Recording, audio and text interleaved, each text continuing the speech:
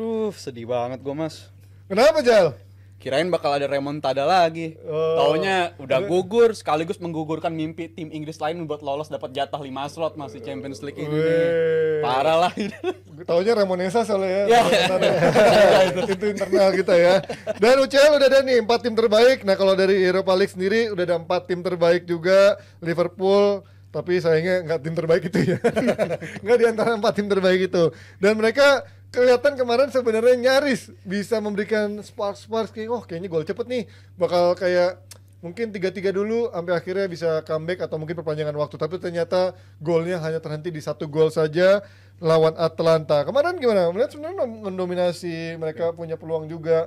Kenapa nggak bisa efektivitasnya belakangan kayak menurun, dari peluangnya banyak tapi menurun dari efektivitasnya? Kalau dibilang mendominasi sih gue cenderung nggak setuju mas. Nggak. Dominasi sih bener dominasi, tapi ya 500 sentuhan pemain Liverpool, 120 diantaranya itu Alisson yang megang bola loh. Bener-bener dipaksa. Tapi si beneran Alisson dominan kan Alisson cuma 120, sisanya 380. dibandingin outfield player bisa nyampe 100 gitu tuh iya. kebangetan menurut gue. Iya. Ya benar, di babak pertama khususnya di 15 menit pertama Liverpool startnya bagus banget, intensitasnya kelihatan balik lagi, terutama ada deep creator macam Trent ya. Beberapa kali dia mulai dari belakang nggak perlu passing, dia langsung kirim bola ke depan dan itu membahayakan banget bagi Atalanta. Tapi lagi-lagi seperti udah diprediksi juga, Atalanta main berani banget, man to man lagi. Yang dia pinternya juga man to man-nya di outfield player kecuali kiper. Jadi kiper tuh tadi malam Alisson bahkan bawa sampai tengah pun ada, tadi malam bawa sampai tengah, nggak ada yang ngerebut tetap aja. Jadi menurut gue intensitas yang ditampilin sama Atalanta murni lebih tinggi aja dibandingkan Liverpool. Dan setelah itu Liverpool masalahnya yang belum bisa hilang juga ya soal klinikal itu. Di lini depan masih aja klinikalnya bermasalah. Salah ada peluang 1 lawan 1 tapi melesetnya jauh banget. Dan praktis setelah ada peluang itu Liverpool sampai selesai pertandingan nggak bisa bikin peluang lagi. Dan itu menurut gue mengkhawatirkan banget bagi Liverpool. Bukan cuma di game ini doang, lagi-lagi ini udah udah berlaku selama beberapa pekan terakhir. Udah 6 jam udah 6 jam total pertandingan Liverpool udah nggak bisa golin lagi dari babak open play. Jadi menurut gue ini masalah yang sangat-sangat mengkhawatirkan. Mungkin ada faktor burnout juga, dari faktor psikologikal juga, dan menurut gue sampai akhir musim ini wajah Liverpool nggak akan berubah mas, begini-begini juga. Berarti akan terus nurun nih. Nggak akan ada turning point-nya untuk balik lagi, untuk comeback. Bakal kesulitan banget karena tadi malam kelihatan run out of energy, outsmarted juga dari Atalanta. Gue nggak ngeliat ada energi yang cukup bagi Liverpool untuk bisa melanjutkan sampai 6 game sisa di musim ini. Dan ini menurut gue mengkhawatirkan. Nggak cuma di line up-nya doang, pemain penggantinya yang biasanya bisa langsung jadi daya gedor, jadi pembeda, itu sama aja nggak nawarin pembedaan sama sekali tadi malam. Dan menurut gue ya itu, ini wajah Liverpool yang kelihatan sekarang. Fir, Atlanta kan udah lama nggak masuk semifinal kompetisi Eropa, dan Atlanta yang sekarang pun nggak sesangar kayak dulu eranya Gasperini awal-awal yang di Liga Champions juga menjadi perhatian banyak pencinta sepak bola. Kok sekarang tiba-tiba suddenly dia bisa muncul dengan tampil meyakinkan, bahkan Liverpool yang jadi korbannya. Iya, sebenarnya Atalanta kan tim bagus, tapi mereka adalah tim yang selling club ya. Jadi beberapa kali mereka harus kehilangan talenta-talenta terbaik mereka, dari Kulusevski, Højlund dan lain-lain lah, ada banyak. Itu membuat skuad mereka ini dari struktur gaji itu hanya sebesar Burnley di Liga Inggris nih. Hanya Sheffield United dan Luton yang punya bandrol gaji lebih rendah dari Atlanta kalau kita sampingkan dengan Liga Inggris ya. Liverpool punya 3 kali wage bill lebih tinggi daripada dia, dan biasa wage bill itu kan menentukan kualitas pemain yang lo punya. Atlanta ini kan basically mereka mempekerjakan lagi. DMU nggak berlaku itu dia. Posisi DMU nggak berlaku. Nggak berlaku DMU Chelsea berlaku 2 itu doang ya, yang lain ya. Yang lainnya berlaku. Basically kan Atlanta ini mempekerjakan pemilik rejects ya, si Zappacosta, si Skamaka, si Kolasinac terutama. Dan bagus-bagus lagi. Ternyata bagus banget. Ada Mula Lukman juga ada di sana, tapi mereka bagus-bagus. Dan ini yang dibahas juga di sana bahwa Gasperini ini tuh kenapa dia nggak pernah masuk conversation kalau misalnya klub-klub elit itu lagi pada nyari pelatih-pelatih yang bisa membawa tim mereka ke tingkat lebih tinggi, karena Gasperini udah buktikan dalam beberapa tahun terakhir dengan limited resources yang dia punya, tapi dia bisa membawa timnya lebih tinggi dari apa yang seharusnya mereka lakukan, terutama ya di Eropa. Kita lihatlah ada Ketelaere yang begitu flopnya di Milan, hanya dalam 1 musim setengah musim udah bisa jadi bagus lagi. Jadi ya kecewa sih pasti kalau jadi Rizal dan fans Liverpool lain. Sebelah lu, kakak lu sama ya. 89 penampilan ya di Eropa untuk Jurgen Klopp 54 kemenangan Kemenangan tapi 250 Liverpool. iya, Ya. tapi harus berakhir kayak gini dan ternyata benar apa yang kita bilang ternyata di Anfield itu 0-3 itu jadi last European night-nya. Kan sedih banget gitu, gitu dan untuk para pemain Liverpool sendiri ya itu entah apa ya energinya nggak ada, fighting spiritnya kok mungkin karena cedera berkali-kali jadi seperti hilang, bukan Liverpoolnya Klopp yang kita kenal dari tahun ke tahun. Nah ini kalau gini kan kemarin sempat di awal tahun atau bahkan berjalan bulan Februari Maret muncullah istilah-istilah quadruple buat Liverpool. Mimpi itulah 4 kompetisi walaupun udah mulai ada yang mental lagi dan kemarin mungkin juga setelah kepastian atau pengumuman Klopp bakal cabut, ini akan memantik semangat untuk memberikan prestasi untuk Klopp terakhir. Kok memberikan ciut tiba-tiba apa yang menurut lo? Apakah ini yang akhirnya terlalu naif nggak sih pada akhirnya dengan skuad seperti ini Liverpool nggak bisa berkompetisi di 4 kompetisi, Mas? Kalau gue sih ngelihatnya dua ya. Yang satu khusus untuk partai melawan Atalanta. Emang dia betul-betul Gasperini outsmart Klopp dari sisi permainan. Dari sisi permainan kayak nemuin antidotnya buat ngelawan timnya Klopp. Dengan man-to-man marking jarang banget Ten Hag sama Klopp musim ini ya. Jangan antidot banget. Antidotnya nggak bisa menang juga gitu kan. Soalnya kayak mainnya juga direct juga gitu kan. Tapi nggak bisa menang 3-0 kan? Nggak bisa. 7-0 juga nggak bisa. 7-0 juga nggak bisa MU. Jadi seri doang sama 4-3 gitu. Iya, dari sisi apa yang mereka lakukan di Anfield itu betul-betul ngebuat gue bisa strategi gue dipatahkan dengan begitu mudah. Dengan begitu nyaman Atalanta bermain, solid banget. Ngepresnya nggak betul-betul ngepres yang kayak orang kesetanan ngepres, tapi tenang aja jarak 1 meter satu pemain dan mereka tahu kapan melakukan pressing. By the time pemain Liverpool naik 1 langkah ke kotak penalti mereka baru maju 1 orang. Pindah bola didimin, pindah ke orang ini. Gitu-gitu aja tapi itu yang membuat Liverpool nggak nyaman. Dari sisi strategi emang udah betul-betul klub gak bisa punya jawaban ketika melawan mereka di Anfield. Dan gue rasa itu akan terjadi lagi di Atalanta dan betul mereka main tetap dengan skema kayak gitu. Liverpool tetap being Liverpool, mencoba dengan bermain dengan possession mereka. Segala macam tadi Rizal bilang mulai dari bawah terlalu deep untuk mereka mencoba ngebangun serangannya. Atalanta ya tetap aja dengan gaya mereka, dengan semi pragmatisme. Kalau punya serangan yang mereka nyerang, dari situ emang dia betul-betul kalah strategi. Cuman gue mau menyoroti apa yang lo tadi bilang, Liverpool kenapa mulai turun? Justru gue melihat comebacknya salah. Itu salah tuh justru membuat Liverpool kehilangan apa yang mereka dapatkan selama Salah nggak ada. Mereka mencetak gol luar biasa banyaknya. Semua pemain perform dengan kualitas yang luar biasa tanpa Salah. Baliknya Salah, switch lagi di mana mereka harus nguper bola itu ke Salah. Berharap kepada Salah akan melakukan gaya magisnya. Dan itu dilakukan terus sepanjang awal musim. Tapi gue korek-korek data, gue cari-cari, ternyata Salah itu menjadi salah satu biang dari sejumlah kegagalan Liverpool, terutama di partai-partai di mana dia harus menjawab keraguan. Dari 11 partai final yang dilakukan oleh Salah, dia mencetak gol open play berapa? 0. Nggak ada gol open play yang dicetak Salah. Di golnya dari penalti doang. Lalu di partai-partai di mana dia harus mencetak gol, hilang seperti itu. Tapi kan di satu sisi Mas, gue mungkin juga melihat itu, ya itu ada sedikit ngaruhnya bola akhirnya ke fokusnya lebih banyak ke Salah. Tapi kan di satu sisi ketika ada Salah pun Nunes, Jota pun juga Diaz pun juga banyak baunya gitu, buang peluang juga kan. Ya itu ngikut akhirnya semuanya kok bisa ngikut nular, ikut bau juga gitu loh. Kayak latah ayam yang ketika mereka nggak ada Salah aman kok, tenang. Luis Diaz take-onsnya luar biasa, Nunes juga jumlah peluangnya dan jumlah golnya ya cukup, walaupun peluangnya jauh lebih banyak dibanding jumlah golnya. Tapi paling enggak dia bisa convert peluang-peluang itu. Semua lah, Harvey Elliott pun bisa melakukan itu. Jota ya balik lagi, gue nggak ngeliat Jota yang dulu lagi gitu. Di Anfield ada 2 peluang emas sundulan, tapi kayak kejatuhan bola kan. Maksudnya dia nggak ngarahin bola, tapi kayak betul-betul cuma terima bola doang gitu. Dia baru balik dari cedera juga. Iya, dia baru balik lasti. Ya susah untuk bisa melakukan itu. Gakpo ya Gakpo lah, standar Gakpo lah. Naik turun. Jadi gue ngelihat salah satu berkah lo punya Salah, tapi lo juga punya semacam bencana atau musibah gitu loh, untuk terlalu bergantung pada Salah.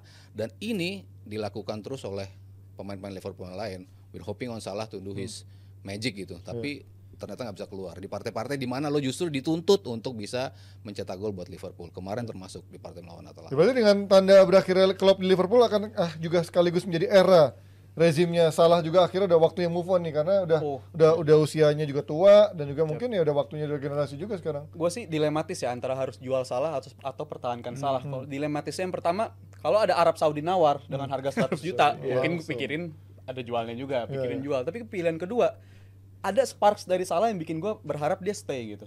Contohnya pertandingan tadi malam, walaupun di babak kedua drop banget, tapi di babak pertama kita ngeliat sesuatu yang berbeda banget dari Salah biasanya, yaitu main agak sentral, bahkan dalam banget tadi malam. Dan gue ngeliat dari data musim ini, chance created Salah tuh masih di atas rata-rata pemain Liverpool lain. Gue berharap ada satu momen di mana musim depan katakanlah dia masih stay, dia main udah nggak sebagai winger, tapi katakanlah ala-ala Messi lah, makin lama makin mundur, jadi makin ke tengah. Mungkin dia masih bisa menawarkan hal itu, tapi ya itu dilematis ya. Kalau ada tawaran 100 juta, mungkin gue bakal pikirkan untuk jual. Tapi kalau dia harus dipertahankan, mungkin bukan lagi sebagai winger, tapi sebagai gelandang. Tapi kalau soal tadi balikin sama Mas Ardo, gue agak nggak sepakat kalau dikatakan kembalinya Salah itu sebagai salah satu momen titik balik Liverpool jadi kayak jelek begini.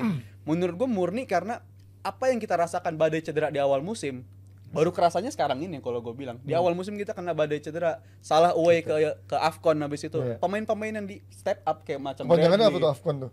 Afrika lah. Cepet banget kalau ada bahaya nih. Ini nih. Ketika Salah pergi, ya Diaz bisa step up, Gakpo bisa step up, Nunes bisa step up, bahkan Jadon Dan sekalipun bisa step up pemain-pemain muda. Berarti harusnya Salah nggak usah main aja biar mereka bisa step up gitu loh maksudnya. Nah, tapi ketika pemain-pemain mudanya ini nggak bisa lagi perform dan pemain-pemain yang tadinya cedera balik lagi di performa, balikin lagi ke tim, ini nggak ada sinergitas gitu di tim ini. Jadi kehilangan sparksnya, kolektivitasnya hilang, dan menurut gue itu berlangsung secara terus-menerus. Jadi menurut gue faktor cedera di awal tahun itu yang telat disadarin sama banyak fans Liverpool, bahkan sama Klopp mungkin telat disadarin karena ngerasa aman-aman aja. Bradley tanpa pengalaman profesional football, main bisa bagus tapi ternyata dua bulan terakhir kita ngeliat Bradley yang berbeda banget ketika awal-awal muncul. Jadi menurut gua ada sesuatu tapi yang masih lebih bentar, ini premisnya gimana? Coba dipremisin, di kesimpulannya gimana nih? Iya, gua kira tadi dia pertama nggak setuju sama Mas Aryo, habis itu dia setuju sama Mas Aryo. Gimana? Gua mencari premis. Dan satu lagi nih, gua jadi lupa ingat ya. Jadi intinya bukan salahnya, tapi faktor-faktor pemain-pemain yang cedera kayak McAllister kan sempet cedera, Salah sempet. Tapi McAllister kemarin udah main bagus kan sebenarnya. Udah belakangan jelek lagi. Iya, 2 pertandingan terakhir jelek, cuman sebelumnya kan bagus kan. Belakangan jelek lagi. Orang bilang golnya cakep lah gitu kan. Tapi belakangan jelek lagi, abis itu Diaz juga tadinya bagus tiba-tiba jadi jelek lagi. Itu menurut gue perilaku yang menurut gue ada hektiknya. Faktor mereka nge-push banget di bulan Januari itu. Pada jadwal. Baru akhirnya akumulasinya baru kerasanya sekarang capeknya mereka karena udah nge-push. Termasuk waktu Salah nggak ada mereka jadi nge-push. Tapi kan dengan baliknya Salah seharusnya mereka dapat waktu istirahat dong, lebih bagus dong. Iya. Kita nggak pernah tahu karena gue selalu bilang. Ini agak panjang 1 menit. Gue minta 1 menit lagi. Wajah asli Liverpool itu bukan wajah Liverpool yang ditunjukkan dari awal musim sampai setengah musim. Kayak musim lalu.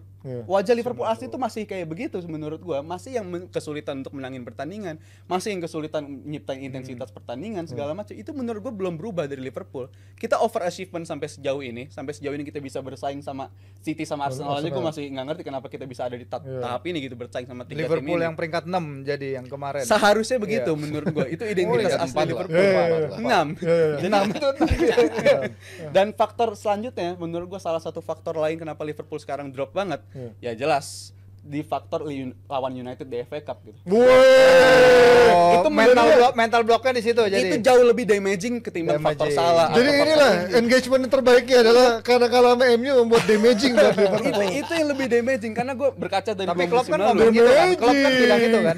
Iya, yang laga lawan MU kan. Gue berkaca dari 2 musim lalu kan pernah juga hampir quadruple tuh pernah juga kan. Tapi ketika satu runtuh seketika semuanya runtuh. Dan gue sih menganalogikan musim ini. Tapi contohnya kayak MU. Yang quadruple itu kan mereka sampai garis finish semuanya. Sampai garis finish, Premier League-nya gagal di hari terakhir, Champions League-nya gagal. Itu kan semuanya keterusannya sampai itu kan semuanya di hari terakhir. Tapi keterusannya sampai musim selanjutnya. Iya, memang mentality itu mereka mengakui ketika mereka gagal di forefront itu, mereka sampai segitunya terasa mentalnya sampai mereka nggak bisa mendapat apa-apa di musim kemarin. Cuman yang poin gua tadi adalah yaitu loh, ketika lo berharap terlalu besar pada Salah, ternyata Salah nggak sebesar itu juga pengaruhnya buat Liverpool. Itu terbukti di musim-musim ketika mereka menjadi juara pun. yang gendong dia dalam tanda kutip itu sebenarnya Mane sama Firmino juga. Di musim Tapi dia top scorer lah. ya top scorer. Cuman kan di ada rentetan di mana Salah sama sekali nggak bisa mencetak gol. Yang step up di musim itu ya tadi gue bilang si Mane sama si Firmino. Di musim ketika mereka sampai garis finish yang itu juga Salah mencetak gol banyak, tapi di periode panjang 8 pertandingan kalau nggak salah dia nggak bisa mencetak gol. Yang step up di situ siapa? Luis Diaz. Itu ada pemain-pemain yang bisa step up gitu. Jadi tadi ada kaitannya, pemain lain nggak bisa step up, tapi ketika Salah balik pun, ya Salah tetap menjadi Salah, nggak bisa kontribut di saat-saat krusial, di saat-saat bulan-bulan ini tuh, yang gue bilang. Ya ini akankah Liverpool menjadi habitnya ya, ketika mereka sudah kelihatannya jago, kontender, tapi bensinnya akan habis pada waktunya seperti Arsenal gitu. Dan kalau mungkin tahun lalu kayak Mas Aryo bilang dia sampai garis finish gitu ya, walaupun akhirnya kalah, tapi sekarang mungkin bensinnya habis lebih cepat ya, mungkin juga karena faktor itu kualitasnya udah berbeda dari beberapa tahun lalu, termasuk tahun lalu juga. Kita pindah dari Europa League lainnya, ada AC Milan yang tersingkir dari AS Roma. Lu kan prediksi AC Milan kan Mas? Milan kan, dan ini gue juga kaget sih, maksudnya De Rossi juga gue melihat kemarin bagus awal, agak sedikit nggak begitu konsisten, tapi sekarang mulai bagus lagi. Nah, dengan kekalahan ini, menurut lo Milan masih layak nggak sih pertahankan Pioli? Karena nih di Serie A udah nggak mungkin, di Europa League juga dia nggak bisa. Mental Eropa apanya gitu kan? Ya kalau materinya kayak gini ya masih Pioli sih ini maksud gue. Kalau lo emang skuadnya bagus gitu, tapi pelatihnya culun, ya lo bisa menjadi kayak gitu. Cuman ini kan skuadnya juga pas-pasan gitu. Ya pelatih lo ya cocok lah sama Pioli menurut gue begitu. Mau dipegang pelatih siapapun, gue rasa materinya ya nggak akan bisa itu. Dan Pioli termasuk pelatih yang ngerti kok komposisi. Tapi kan dibanding Roma nggak pas-pasan juga, maksudnya nggak apple to apple lah, maksudnya seimbang lah kalau dibanding Roma kan. Lah iya, nggak maksud lo kan Pioli atau dipertahankan enggak ya dengan materinya masih seperti ini ya gue rasa ya lo klubnya memang sama Pioli gitu. Pioli bisa memanfaatin semua pemainnya. Cuman belakangan defense-nya mereka juga lagi katrok lah, gue bilang ya. Maksudnya Tomori baru balik lagi. Ya Kier Tiao kan kemarin Kier Tiao itu yang bagus. Tapi kemarin malah diistirahatin, yang dimainin si Tomori sama siapa tuh lagi? Gue siapa? Ya nggak biar yang dimainin. Oh Matteo Gavi, iya gue lihat itu. Di last score gue nggak nonton pertandingan. Iya maksudnya perubahan di lini belakang itu mempengaruhi juga kinerja Milan belakangan. Cuman kalau De Rossi, ya gue sih masih menantikan dia ya untuk apakah dia bisa emulate apa yang dilakukan Mourinho di musim terakhirnya. Ketika dia bisa nganterin ke Liga Eropa juga dan juga menjadi finalis di Liga Eropa. Kalau lo bisa emulate dia di All Fronts ini, ya selama lo bisa ngelolosin ke Liga Champion ataupun nanti bisa juara Liga Eropa, berarti memang valid pilihan lo untuk mengganti Daniel De Rossi. Apakah ini, kalau gue sih melihatnya ini masih menjadi momentum di mana lu dapat pelatih baru, dapat angin baru, dan lu lagi menikmati. Honeymoon period lagi nih. Kalau gue melihatnya sih masih itu. Ini kayak waktu jadi caretaker nih ya. Belum menjadi permanen kan, masih caretaker kan? Katanya dipermanenin, katanya mau dipermanenin. Tapi baru diskusinya baru mau setelah kemenangan ini. Kalau gue sih masih menunggu jawaban apakah dia memang di musim panjang atau musim baru pertamanya dia bisa melakukan itu. Oke, ini kan agak mulai lebay-lebay juga kan dari pemain-pemain yang bilang gue rela mati buat dia gitu. Kita awalnya juga nggak nyangka De Rossi well prepared ini. Apakah emang bukan honeymoon period doang nih Fir? Ini kan kalau lagi enak-enaknya biasanya orang angkat-angkatnya tai kucing gitu kan. Nyata belum tahu gitu masalah, belum kena masalah. Kayak Mourinho misalnya kadang-kadang awal Mourinho dianggap jadi pahlawan Conference League, tapi habis itu dilepeh juga gitu kan. Ya keunggulannya bagi De Rossi kan pertama adalah dia kan dulu pemain ya di tim ini. Jadi dia Legend tahu juga, bagaimana dia legend club. Dia dulu adalah pemain di tim ini, dia tahu squad ini dari dalam. Sevillar ketika halftime dia ngasih tahu apa yang De Rossi bilang. Dia bilang De Rossi nggak terlalu banyak ngomongin taktik dan lain-lain. Itu terserah kalian. Tapi abis itu dia kasih motivational speech yang luar biasa banget, yang katanya memberikan semangat. Man management approach ini bagus banget karena kita ngomongin suatu tim yang dalam 9 pertandingan terakhir tuh punya inferiority complex kalau menghadapi Milan ya. Mereka 9 pertandingan tanpa menang sebelum ini. Bahkan sebelum menang di San Siro pada leg pertama itu kayaknya mereka dari 2017 nggak pernah menang di kandangnya Milan. Sejak 2019 mereka nggak pernah ngalahin Milan. Jadi seharusnya Milan dari tahun ke tahun nih makanan empuk mereka ini Roma ini. Tapi ternyata dengan hadirnya De Rossi, masa De Rossi hanya jadi pelatih 2 bulan dia bisa ngadalin si Pioli yang udah berapa puluh tahun ngelatih gitu. Jadi menurut gua ada masalah juga di Pioli yang jauh lebih besar dari yang terlihat di lapangan. Karena ketika Kurvasut udah minta para pemain untuk ngadep terus nyeramahin mereka di lapangan. Ini kan udah kedua kalinya terjadi ya kalau nggak salah ya di era Pioli. Itu ada sesuatu yang salah karena Kurvasut kan biasanya menghargai kalau misalnya result nggak datang, at least mereka ngelihat ada perkembangan di tim atau mereka ngelihat cara bermain tim masih bagus, masih bisa meningkat atau pemainnya berkembang. Biasanya kalau ada salah satu dari 3 faktor itu mereka masih akan lenient lah. Tapi dengan para pemain ini mereka mengatakan grow some balls gitu. Mereka bilang agar jadilah jadi lu main nggak bisa kayak gini membela Milan gitu. Dan ini ada kesalahan Pioli juga dalam memilih pemain formasi yang aneh. Calabria taruh di tengah, Giroud yang off form terus dipaksain main. Tapi itu balik lagi apakah ini karena stok pemainnya yang kurang ada. Tapi ketika Reinders lagi bagus sekali mainin milihnya si Benacer. Dan kalau walaupun misalnya mereka bisa dapetin pemain lebih bagus, Pioli terbukti yang nggak bisa handle ya. Kayak The Ketelaere lah paling itu kan perjudiannya Maldini sebenarnya. Dan ternyata Gasperini hanya dalam setengah musim bisa ngeluarin yang terbaik dari si CDK.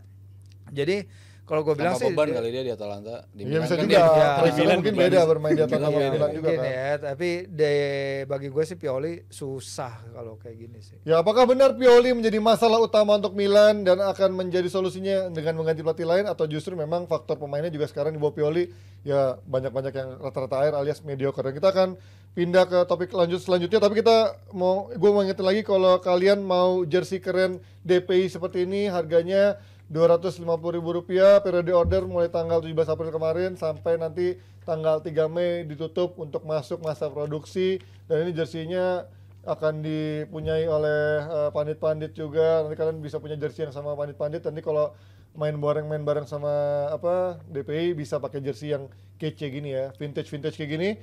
Dan juga jangan lupa ada PB Ina Kids, turnamen bulu tangkis usia dini dari tanggal 3 sampai 5 Mei 2024 mendatang dan pendaftaran terakhir ditutup tanggal 28 April 2024. Jadi kalau kalian punya anak-anak kecil, keponakan, adik-adian itu boleh disuruh main kalau ada potensi main badminton atau sekejar buat fun badminton ya. Kita lanjut dengan topik yang kalah satunya dari ajang Inggris ini dia.